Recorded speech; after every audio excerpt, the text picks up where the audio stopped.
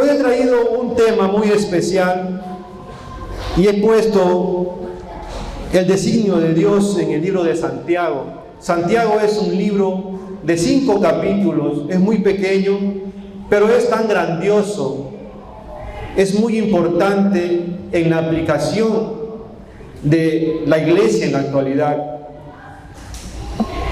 Santiago era el líder de la iglesia de Jerusalén, prácticamente del pueblo judío, pero ciertas personas creen que la Biblia, y más que todo esta epístola, se basa al pueblo judío, pero no es así. También se aplica en la era contemporánea y en la iglesia cristiana de la actualidad. Santiago examina mucho el comportamiento del cristiano con su fe en los tiempos, de esos tiempos y en los tiempos actuales. Analiza de cerca la soberbia, la lujuria, las bajas pasiones, analiza el mundo caído, las discriminaciones, la hipocresía. Hace una distinción entre la sabiduría falsa y la sabiduría verdadera. La falsa sabiduría él la relaciona con esa sabiduría terrenal que es diabólica, que es a voluntad de los hombres, en donde existe la ira, el pleito, las contiendas. En cambio, la sabiduría verdadera es pura porque viene de lo alto. Es una sabiduría benigna, sabiduría buena, que solo Dios le puede dar. El versículo clave de esta epístola de Santiago es que la fe sin obras es muerta, y como tema de esta prédica la titulo: el amigo del mundo es enemigo de Dios. Bien, el cristiano es conocido como un siervo del Señor. ¿Qué significa siervo? Siervo no debe ser contencioso. Él debe evitar las contiendas, las peleas, él debe evitar la ira, evitar las discusiones. Sabemos que para que exista un conflicto deben haber dos partes. La parte que lanza el guante, la primera parte, y la otra parte que da el contragolpe. Entonces el cristiano, a más de ser siervo, él debe de evitar todas estas situaciones y decir no al conflicto, porque es de ahí donde nace y surgen los problemas, las contiendas, las guerras. Miremos, les invito a leer el libro de Timoteo.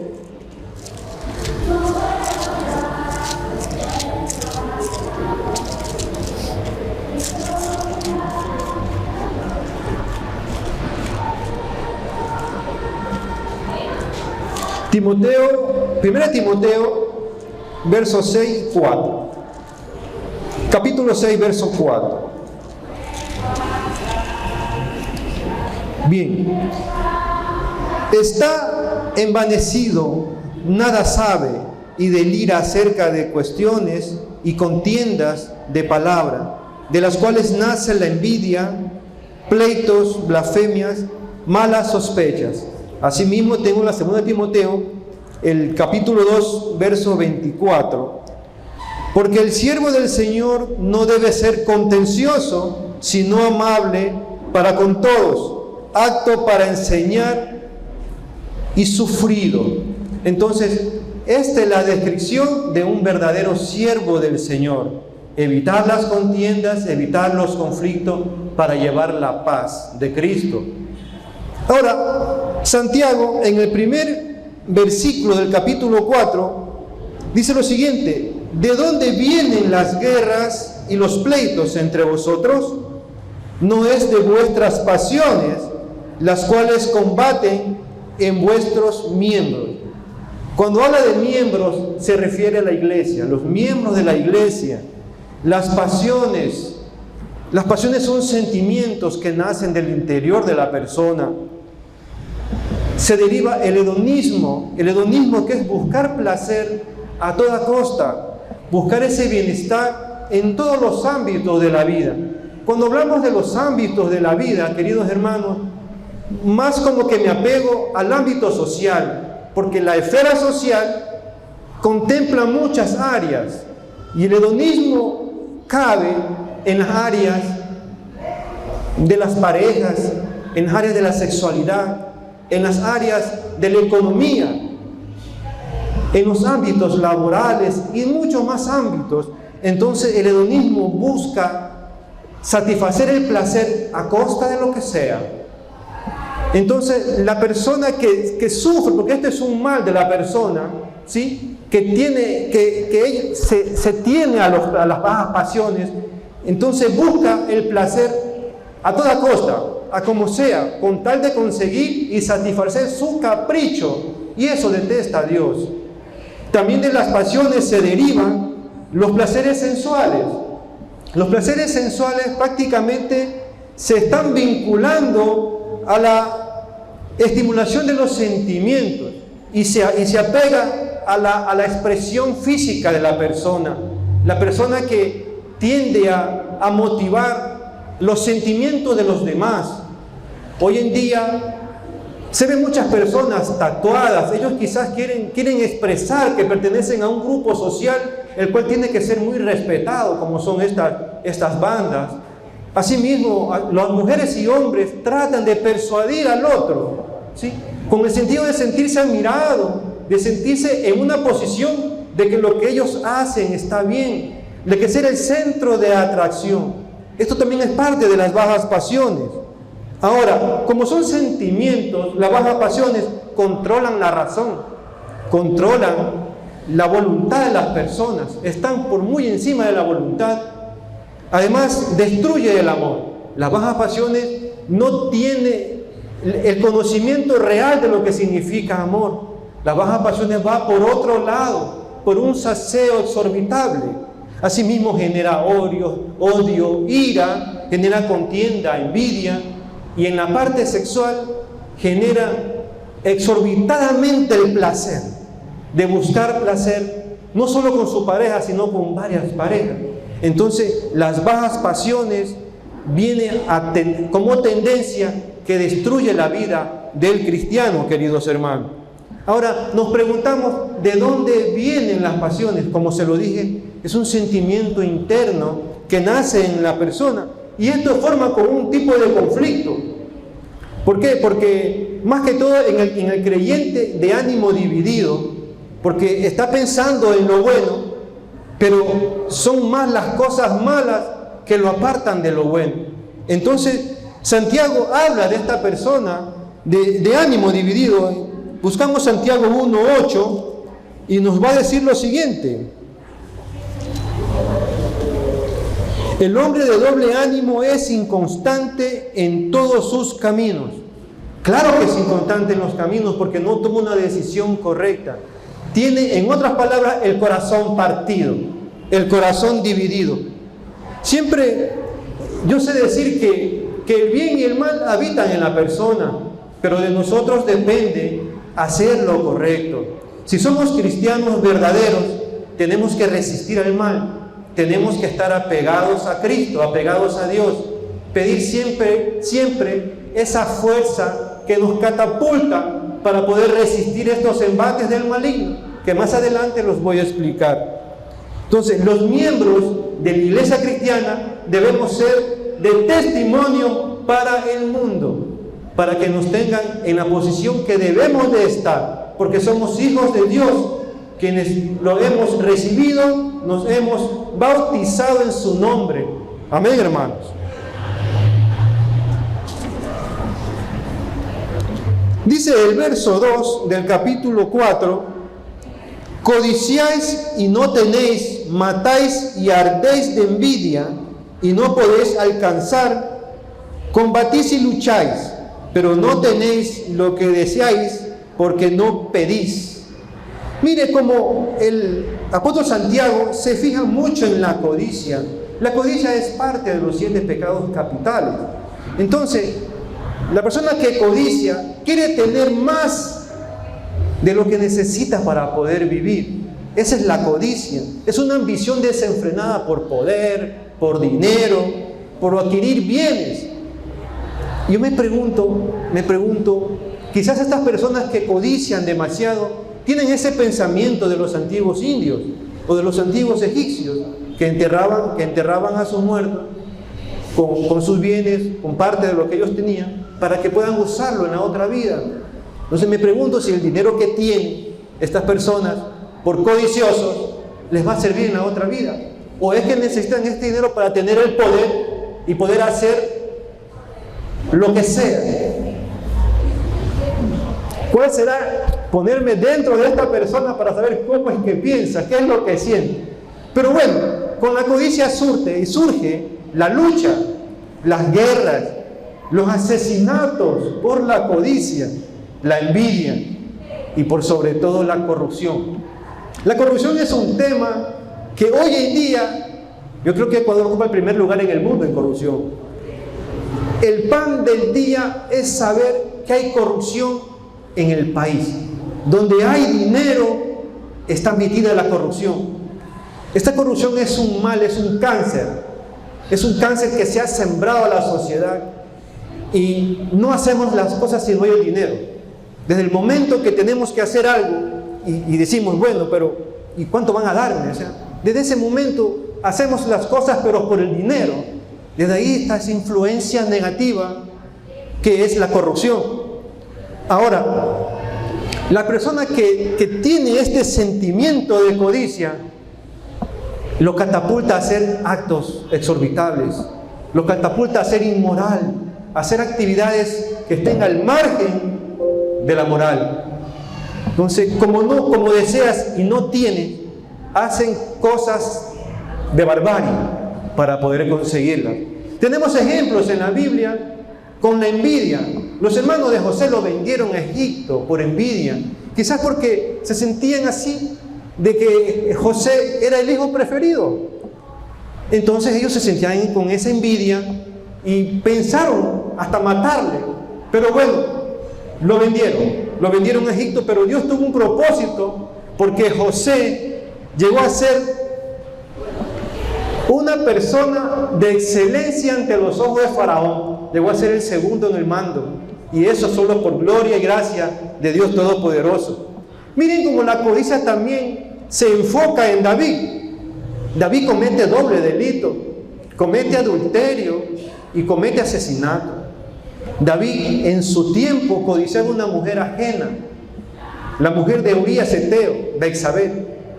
Entonces él, con la codicia, como no podía tenerla, piensa en asesinar al esposo, lo envía al campo de batalla para que sea muerto en combate. Pero estos delitos no lo tenían tranquilo a David. David soportó y sufrió angustia. Esta angustia lo llevó a que él ya no pueda soportar más lo que hizo. Dios conocía lo que había hecho, porque Dios es omnipotente, Él es omnisciente.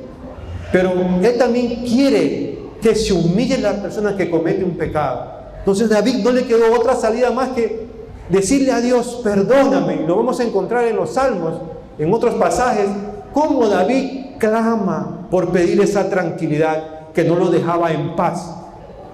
Entonces, imaginarse cómo la codicia forma esa parte en la persona para que cometa actos que lo aleja de la divinidad y lo aleja de lo moral, queridos hermanos.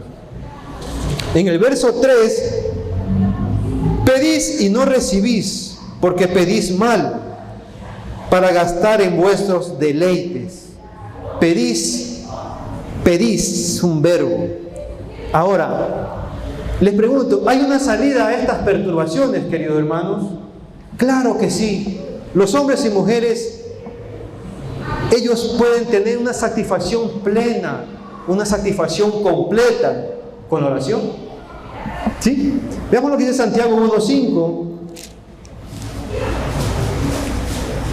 Y si alguno de vosotros tiene falta de sabiduría, pídala a Dios, el cual da a todos abundantemente y sin reproche, y le será dada. Tenemos un Dios generoso, tenemos un Dios de gracia, un Dios que nos da dones. Cuando hablo de dones, a veces escucho personas que dicen, yo soy esto, conozco de esto, he conseguido esto, pero solo se jactan para ellos, pero no aceptan la realidad de que los dones vienen de lo alto. Los dones vienen de Dios. Entonces, a veces las personas como que no pensamos o no creemos que Dios es el que pone los dones y se dejan llevar pues de esa voluntad humana, ¿ya? De que los dones ellos son los que lo conocen porque lo han adquirido el conocimiento, pero no es así, queridos hermanos. Dios Padre nos dio la gracia con Cristo nos dio la gracia como primer punto, porque envió a Cristo como un regalo enorme para nosotros. Cristo vino a morir por nuestros pecados, vino a salvarnos, vino a rescatarnos, vino a enseñarnos a vivir en este mundo caído. Y como segundo punto, sintámonos agradecidos con Dios, porque bajo su gracia fuimos escogidos. Amén. Fuimos escogidos a formar parte de su elenco, de su mansión celestial. Nos excluyó de este mundo cruel y pecaminoso. Entonces vivamos agradecidos con Dios. Pongo un ejemplo. A veces hay personas que reciben un trabajo, ¿no? Entonces le dan la oportunidad de tener un empleo, pero la estabilidad laboral se la gana el trabajador. Entonces le dice el empleador: mira, te di la oportunidad que trabaje, pero ya pues tú te ganas la estabilidad laboral. ¿Pero con base a qué? Con base a esfuerzo, sacrificio, cumplimiento de metas, de objetivos. En cambio acá, ¿qué hace Dios con nosotros? Nos escogió, ¿verdad? Nos escogió de ese mundo caído, pero también depende de nosotros, queridos hermanos, mantenernos en la fe. ¿Sí? Porque nos mantenemos con una estabilidad en Dios, cumpliendo sus preceptos, sus principios, haciéndole caso a Dios, porque su palabra está escrita. Entonces hay que mantenernos de esa manera y resistir a los embates del maligno. A veces me pongo a pensar que tener mucho es malo, porque nos podemos alejar de Dios. Asimismo, tener poco es malo, porque podemos cometer actos de barbarie. Lo ideal sería tener lo necesario para poder vivir, porque nosotros tenemos nuestros bienes en la mansión celestial, hermanos. Allá no vamos a necesitar nada, allá vamos a tener todo, porque lo que hemos conseguido acá, se queda aquí en la tierra. Entonces a veces nos esforzamos tanto, y la gran verdad, y me incluyo, mis queridos hermanos, me incluyo con la gran verdad, pero a veces después me pongo a pensar y digo: allá, pues, esa es mi casa, es mi verdadera casa. Entonces no vamos a necesitar nada, ni alimentación, porque estamos alimentados por el Espíritu Santo, queridos hermanos. Y Dios conoce nuestro corazón, mis hermanos. Amén, hermano. Dios conoce nuestro corazón, nuestros sentimientos, nuestros pensamientos. Ahora, acercarse a Dios en oración significa estar en santidad con Él, porque Dios conoce el motivo de la oración. Ahora, es muy también importante conocer cómo tenemos que pedir. Miren que hay que humillarnos para pedir en oración. Tenemos que buscar un lugar secreto para poder desnudarnos frente a Dios. Pero esta desnudez es interna, no es una desnudez física, externa, una desnudez interna, en donde tenemos esa intimidad con Él, contarle todo a Él. Es una intimidad, es algo que se vincula, es algo que Él puede verme como soy, puede vernos como somos y pedir, pero pedir con fe. Hermano, le recomiendo y le aconsejo: si usted ora dudando, mejor no ore. No ore, porque es una oración sin respuesta. Entonces hay que orar sin duda, hay que orar con fe y orar de una manera sumisa, de una manera humillándonos. ¿Por qué? Porque hay que saber y hay que aceptar que estamos bajo su majestad, estamos bajo su autoridad, y tenemos que humillarnos, tenemos que rogar, tenemos que llorar, porque ni Jesús, que también siendo Dios, Él nunca se puso a pedir en el mismo nivel de su Padre, ¿verdad? Dios también pedía de manera sumisa, ¿sí? Así, entonces ese es el ejemplo de Cristo para con nosotros. ¿Cómo tenemos que orar, queridos hermanos? Porque hay alguien que está allá arriba y hay que respetarlo. y hay que adorarlo. Y ese alguien es un ser supremo, en donde recibe nuestras súplicas, queridos hermanos. Ahora, a veces decimos, ¿por qué Dios no nos responde? Pero es que Él goza de su poderío, de su majestad. Él a veces dice no. A veces dice no, espérate, es a tiempo. Esa es la voluntad plena de Dios. No es al tiempo de nosotros. Miren el caso de Abraham. Esperó tantos años para que Dios le dé un hijo. Hasta le causó fue risa con la esposa Sara. Entonces fíjense, al casi a los 100 años vino a tener un hijo que ni él se lo creía. Pero ahí está la palabra de Dios, las promesas de Dios que son verdaderas. Y tuvo un hijo a esa edad. Entonces es al tiempo de Dios, no es al tiempo de nosotros. Y todo lo que me ha pasado a mí, yo lo puedo decir, mi querido hermano, que el tiempo es de Él. El tiempo es de Él. No hay que afanarnos, porque el mañana es incierto. Y si Dios no quiere cumplir, que se haga su voluntad, porque Él sabrá cuándo lo hace, no cuando uno lo necesita. Uno puede pedirle sí, pero tener la esperanza de que Él nos va a cumplir y nos va a responder. Ahora, si no hay respuesta, no le reclamemos a Dios si no hay respuesta inmediata. Como yo le dije hace un momento, pues Él sabrá cuando nos responde. Ahora, como le dije, si dudamos, mejor no oremos. Por la duda es una oración sin respuesta. La oración para mal uso tampoco tiene respuesta, queridos hermanos. Dios conoce el corazón de cada uno de nosotros y Él sabe con qué intención oramos, sabe de qué manera oramos y pedimos. Entonces, mis hermanos, ahí nunca nos va a responder, porque Dios es santo. Dios no tiene que ver nada con el mal. Dios es muy aparte del mal. Y por esa razón Dios no tenta a nadie. El que tenta es el enemigo. Satanás tenta. Miremos lo que dice Santiago 1:13 al respecto. Cuando alguno es tentado, no diga que es tentado de parte de Dios, porque Dios no puede ser tentado por el mal, ni Él tenta a nadie. Su palabra lo dice. Entonces a veces pensamos que Dios tenta, no es más. Dios es puro, Dios es santo, santo, santo, queridos hermanos. Y las promesas están en la Biblia de que Él nos va a responder la oración. Tenemos en Lucas, veamos por favor Lucas capítulo 11, cómo está la promesa de Cristo en cuanto a las respuestas a nuestra oración. Capítulo 11, verso 9.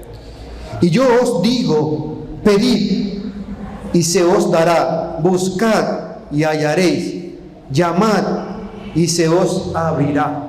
Son sus promesas. Y en el Padre Nuestro, en el verso 9 y 10, se dice el ejemplo de Cristo como nos dejó: hágase su voluntad, así en el cielo como en la tierra.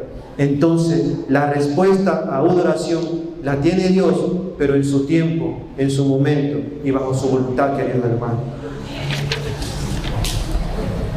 Volviendo a Santiago, en el verso 4, dice lo siguiente: oh almas adúlteras, ¿no sabéis que la amistad del mundo es enemistad contra Dios? Cualquiera pues que quiera ser amigo del mundo se constituye enemigo de Dios. Mire que Santiago usa esta palabra, este término fuerte: almas adúlteras. ¿Por qué le dicen almas adúlteras? Lo relacionan con el adulterio, ¿sí? Con la infidelidad. ¿Por qué lo hace esa relación? Almas adúlteras, sabemos, hombres y mujeres, almas, hablamos de todos, los de la iglesia cristiana. Primero, porque atenta contra el creador del matrimonio. Entonces, el adulterio atenta contra el creador del matrimonio. ¿Quién creó el matrimonio? La familia la creó Dios, creó el matrimonio. Y lo que Dios une, no lo separa el hombre, dice su palabra. Como segundo punto, el adulterio es equiparable al hurto, al robo, porque se están robando los esposos de sus verdaderos esposos. Entonces, como segunda posición, como segundo punto, es equiparable al hurto, al adulterio. Pero este es el más especial. ¿Por qué almas adúlteras? Se supone que la iglesia es la esposa de Cristo. Y en el momento que nosotros le fallamos a Cristo, le fallamos a Dios, estamos cometiendo infidelidad, lo estamos traicionando. Y es de esa manera porque el apóstol Santiago se expresa fuertemente, almas adúlteras, porque hemos roto ese compromiso, ese matrimonio contra Dios, contra Cristo, hermanos. Ahora, vemos que también habla de los enemigos de Dios en el 4. El que ama al mundo es enemigo de Dios. Es un versículo muy clave. Él te dice, escoger entre el mundo, entre la amistad con el mundo y la amistad con Dios. Ahora, me pregunto, ¿qué es un amigo? Un amigo es una persona con quien uno comparte, con quien uno se toma un cafecito, dialoga, sentimos ese apoyo. Con unos tenemos confianza, poca, con otros más confianza. Ese es un amigo. Pero, ¿qué es ser amigo del mundo? Es algo muy diferente. Ser amigo del mundo es compartir su ideología, compartir la mentalidad, compartir esa perspectiva, compartir los criterios, tradiciones y compartir esa vida social que el mundo también la comparte. Entonces eso es ser amigo del mundo. Y cuando el apóstol Santiago se expresa del mundo, no hace referencia al planeta en sí, sino hace referencia al mundo caído, que este mundo caído es la relación que Satanás se opone a Dios, y por querer ser como Dios fue expulsado al mundo, fue expulsado a la tierra. Satanás cae a este mundo, por eso es el mundo caído, porque él viene a destruir. Miremos lo que dice Gálatas. En Gálatas 5 vamos a encontrar una lista de lo que es las cosas del mundo. Gálatas 5.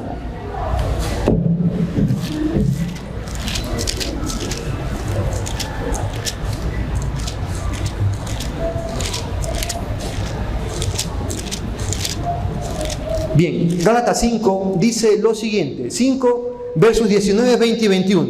Les doy lectura, queridos hermanos. Este es el listado de las personas amigas del mundo, lo que comparten, lo que dije anteriormente, pero más específicamente en el verso bíblico. Dice el apóstol Pablo en la carta a los Gálatas, y manifiestas son las obras de la carne, adulterio, fornicación, inmundicia, lascivia, idolatría, hechicería, enemistades, pleitos, celos, iras, contienda, disensiones, herejías, envidia, homicidios, borracheras, orgías y cosas semejantes a estas, acerca de las cuales os momento, como ya os lo he dicho antes, que los que practican tales cosas no heredarán el reino de Dios. El apóstol Pablo es muy claro en dar esta lista, que son los que comparten los amigos de este mundo, y por ende los amigos de este mundo que comparten estas ideologías paganas, estos criterios, son enemigos de Dios, queridos hermanos. En el verso 5, volviendo a la carta del apóstol Santiago,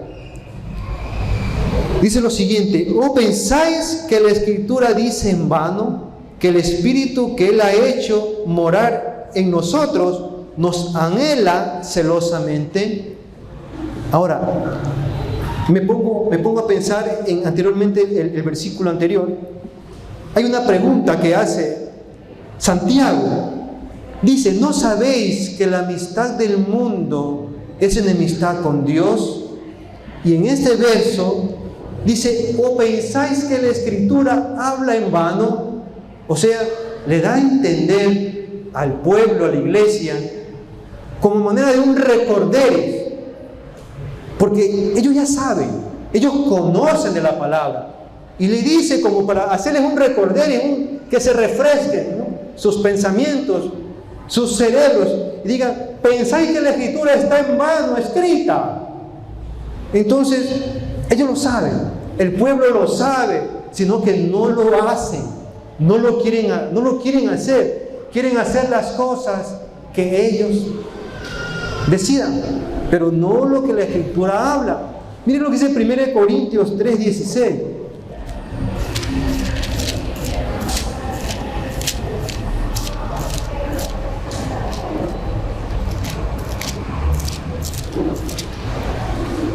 ¿No sabéis que sois templo de Dios y que el Espíritu de Dios mora en vosotros? Ahora, les pregunto, mi hermano, ¿no se puede abrazar al mal y a Dios en el mismo momento?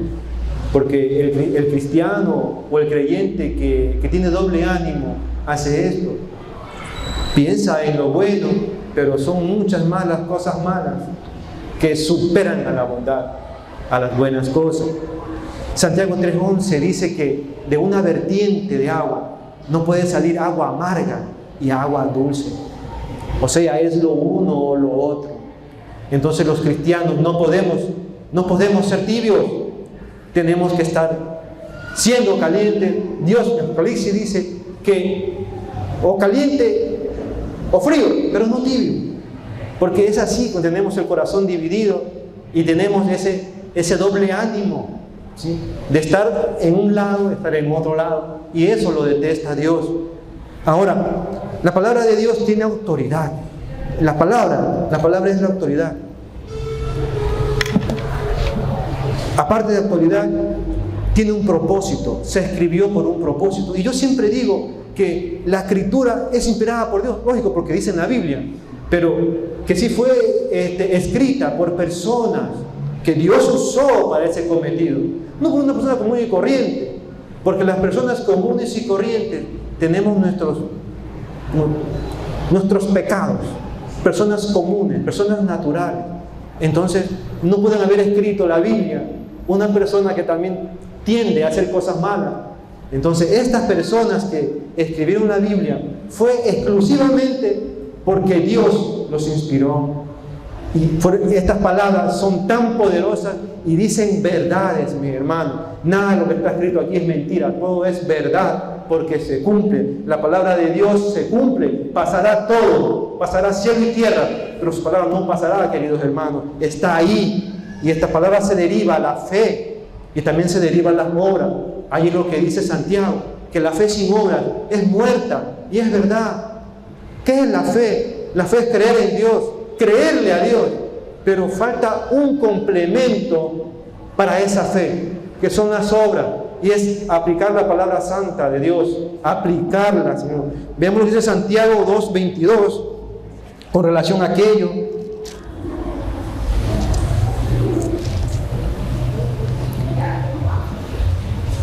Santiago 2:20, perdón. Mas quieres saber, hombre vano, que la fe sin obra es muerta. Entonces me traslado a Mateo, palabras de Cristo, en Mateo 5:17. Cristo vino acá a no cambiar la ley. No es que sea legalista en este sentido, pero la ley es de que cumplirla. Entonces Cristo vino y lo explicó y lo dejó asentado, que Él no vino a cambiar ni una jota, ni una coma. Lo que Cristo vino a hacer es a interpretar la palabra, no a derogarla, no a abrogarla. Como ciertas personas creen que el Antiguo Testamento ya queda atrás. No, mis hermanos, la palabra es una sola. La Biblia es el conjunto de libros creada e inspirada por Dios, que Cristo vino a respetarla y a hacerla cumplir. Entonces, esto es, queridos hermanos, con la palabra de Dios, de Cristo, como deja sentado, que su palabra es eterna. Aparte de esto, lo que sí puedo como reducir, hacer un pequeño resumen en el amor de Cristo. Decimos, tenemos la fe, los profetas, la ley, los 10 mandamientos. Si tenemos el amor de Cristo en nuestros corazones, si vive Cristo en nuestros corazones, vamos a cumplir la ley.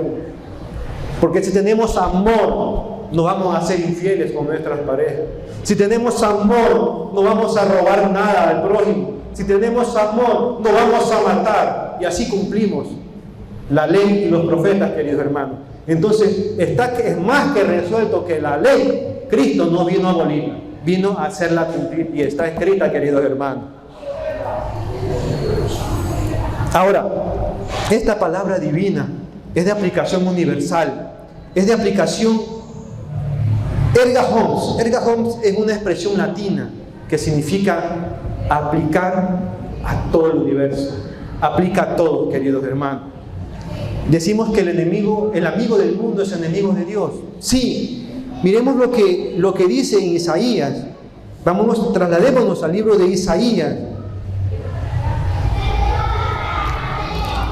Isaías 1:24. Vemos que Dios no solo es amor, mis queridos hermanos, porque también es fuego consumidor. No crean que solo Dios es amor. Dios se va a vengar de los enemigos, dice su palabra. Isaías 1:24. Bien, doy lectura. Por tanto dice el Señor Jehová de los ejércitos, el fuerte de Israel: tomaré satisfacción de mis enemigos, me vengaré de mis adversarios.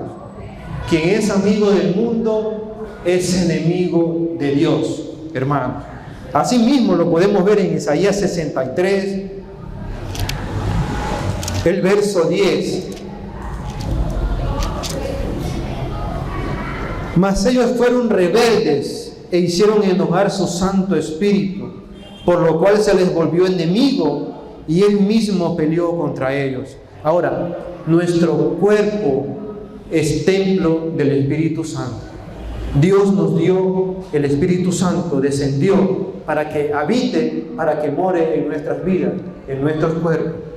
Si nosotros no respetamos al Espíritu Santo dentro de nuestro cuerpo, nuestro templo es un templo sagrado, somos enemigos de Dios tranquilamente.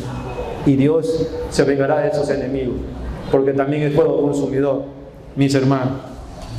En el verso 6 de Santiago, en el verso 6, vemos que dice: pero es de mayor gracia, por esto dice, Dios resiste a los soberbios y da gracia a los humildes. Dios resiste a los soberbios y da gracia a los humildes. ¿Quiénes son los soberbios, hermanos? Los soberbios son amigos del mundo. El soberbio se centra solo en cumplir su orgullo. Vemos que esta soberbia también es parte de los 7 pecados capitales y en la Biblia se manifiesta en muchos versos. He considerado 2 versos que están en Salmos respecto a la soberbia. Vemos Salmo 18, 27.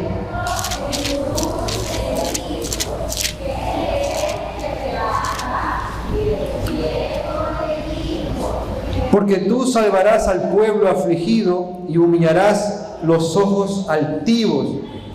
Asimismo, Salmo 138, en el verso 6. Porque Jehová es excelso y atiende al humilde, mas al altivo lo mira de lejos. Jehová resiste del soberbio, lo resiste, no lo soporta, porque Él es el amigo del mundo. ¿Qué hace el soberbio? Solo lo que Él dice es lo que es. Él no acepta criterios, no acepta sugerencia. Él es el prepotente, Él es el que puede humillar. Y su palabra es clara: el humillado será enaltecido. Y este soberbio que humilla, ¿sí?, que se exalta, será humillado, hermanos. Ahora, ¿por qué da gracia a los humildes? ¿Quiénes son los humildes, hermanos? A veces tenemos un mal concepto de la humildad. Dicen que la humildad es el pobre. No. Humilde es quien se humilla ante su autoridad divina. Humilde es que se arrepiente del corazón por haber cometido sus pecados. Humilde son los que se someten a la autoridad de Dios. Humilde soporta la tentación y en su momento recibirá la corona de vida. Humilde, tiene esa resistencia al malo. Asimismo, humilde es ese que espera a su esposo. Hablamos de la iglesia. Son los que esperan con paciencia a su esposo, que es Cristo. ¿Sí? Entonces, yo les invito a que si estamos en los caminos de Dios, somos casados con Cristo y tenemos que esperarle con paciencia, no traicionándolo hasta que Él venga, queridos hermanos. Eso es ser humilde. Dios siempre va a estar a favor de los humildes. Mateo 23:12, palabras del Señor, dice que Él se enaltece, será humillado, y el que se humilla será enaltecido, mis hermanos.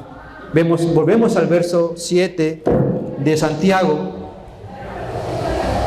Someteos pues a Dios, resistid al diablo y huirá de vosotros. Someteos pues a Dios, resistid al diablo y huirá de vosotros.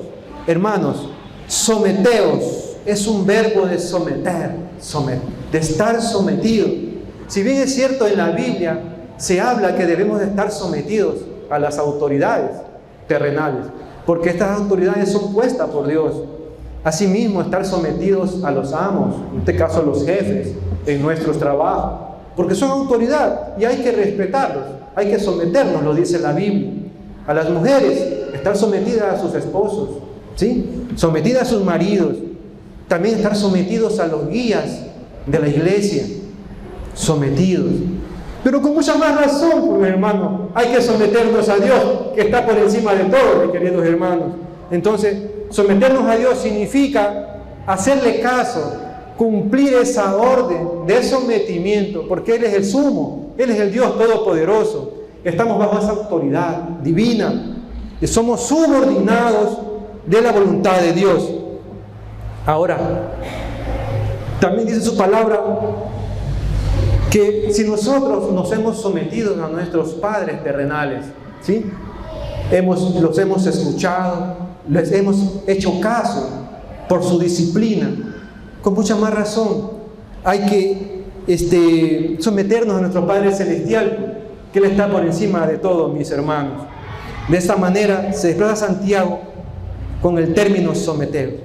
Ahora, resistid al diablo es otra parte de este verso muy fundamental que Santiago lo estipula aquí. Resistid al diablo. El diablo siempre se va a oponer a los objetivos de Dios, a las obras de Dios. Él se va a oponer. Él es el influyente de todas las cosas malas de este mundo, que ya las vimos en Gálatas, ¿sí? Él es el que influye esa maldad, la hace proliferar para que este mundo se caiga mucho más de lo que ya está. Ahora, ¿qué significa resistir al mal? Resistir al mal significa dejar a un lado ese jueguito de Satanás, ese juego de maldad. Resistir al mal también significa seguir en los caminos fielmente con Cristo, en los caminos de Dios. De esta manera el diablo huirá. El diablo no querrá nada con nosotros, mis hermanos, pero también hay que usar las armas del cristiano. Lo que intenta el diablo es separar al hombre de Dios.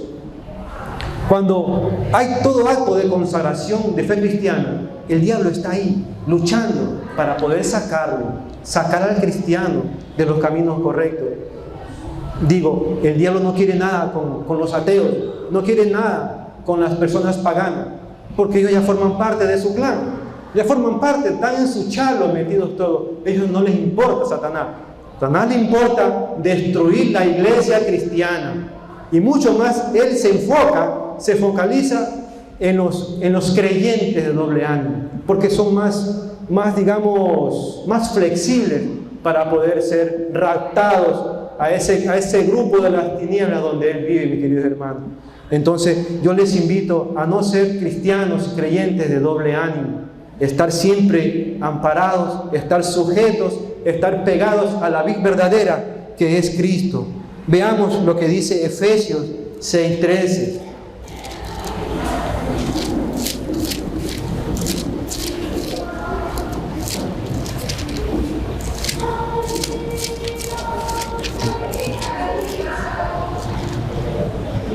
Bien, Efesios 6:13 dice lo siguiente: por tanto, tomad toda la armadura de Dios para que podáis resistir en el día malo, y habiendo acabado todo, estar firmes.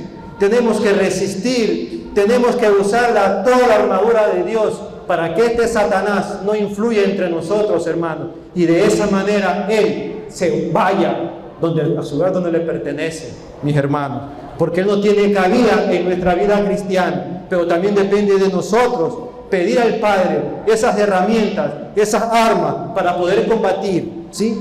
Y así él huirá de nuestra vida.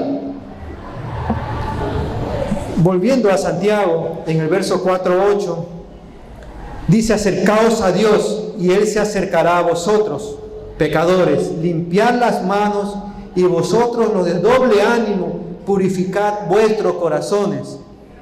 Acercaos a Dios, acercaos a Dios.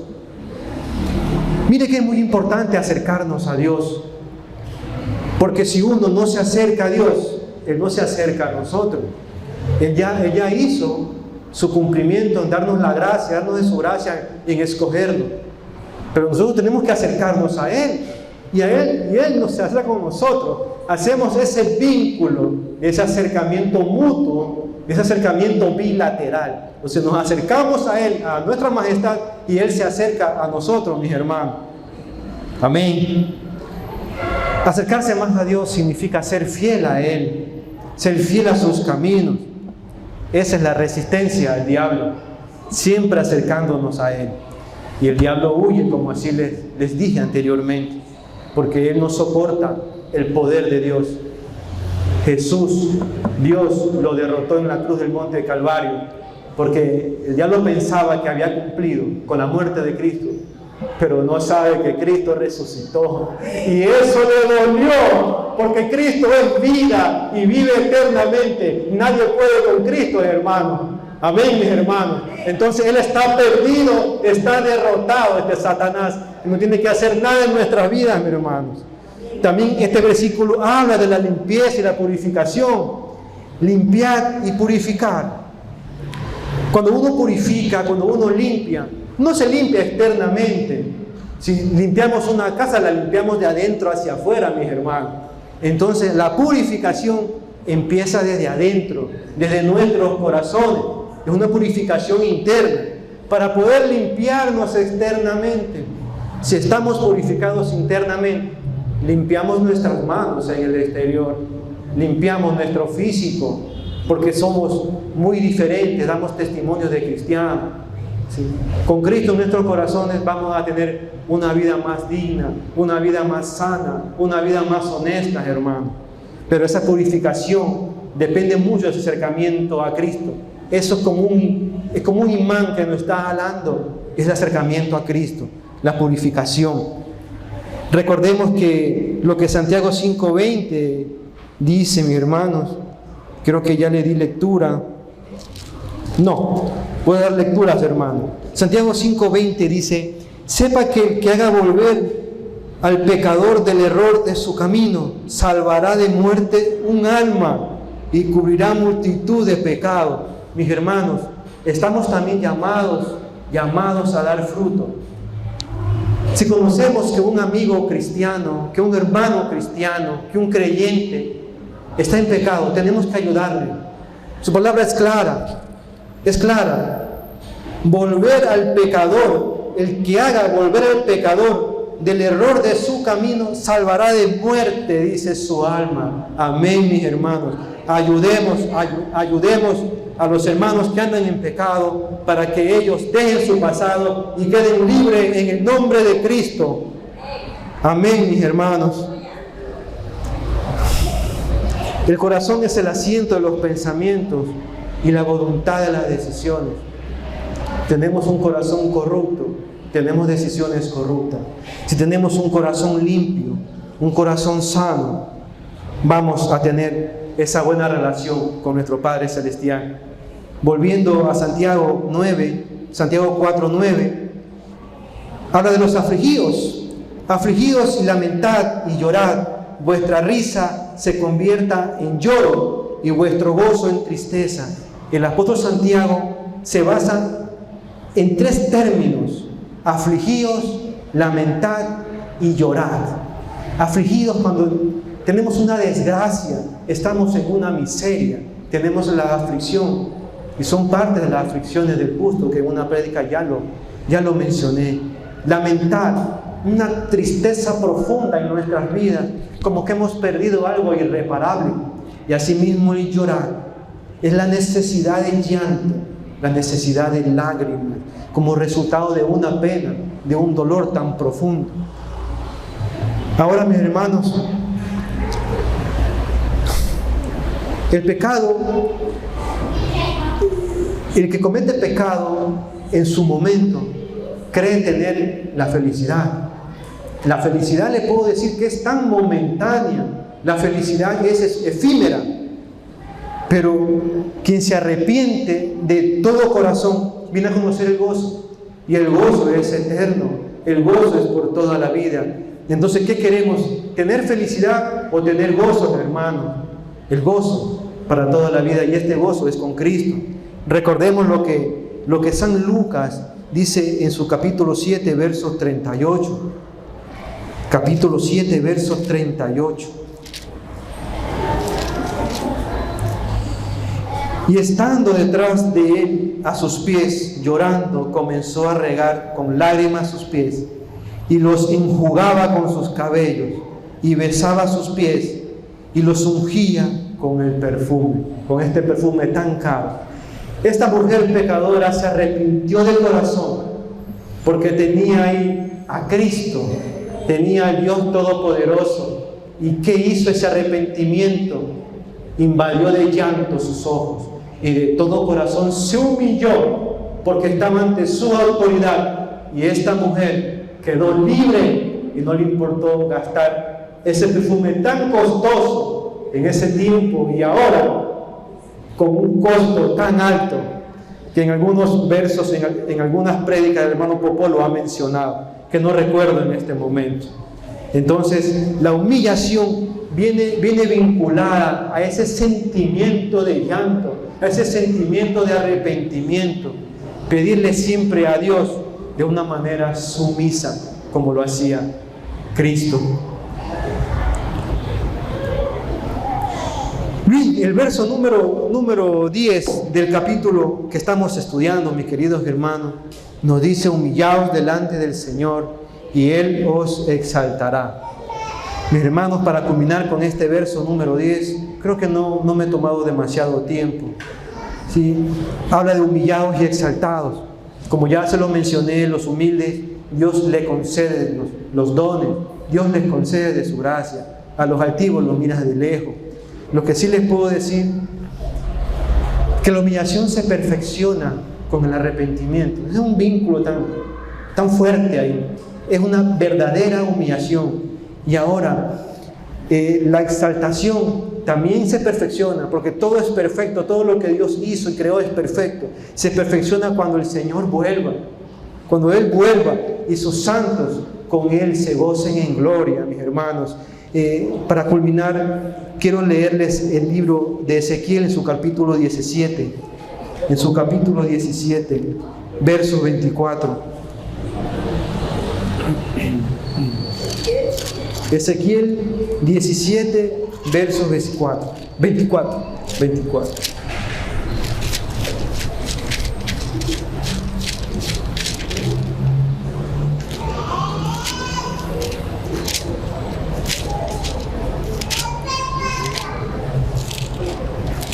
Llegamos a Ezequiel, capítulo 24. Miren lo que Dios hace, mis hermanos. Y está prácticamente en la mitad de la prédica, en la parte última, en este versículo que doy lectura. Y sabrán todos los árboles del campo que yo, Jehová, abatí el árbol sublime, levanté el árbol bajo, hice secar el árbol verde, e hice reverdecer el árbol seco. Yo, Jehová, lo he dicho y lo haré. Su santa palabra lo dice. Vamos a orar, querida iglesia, para terminar este tiempo de prédica.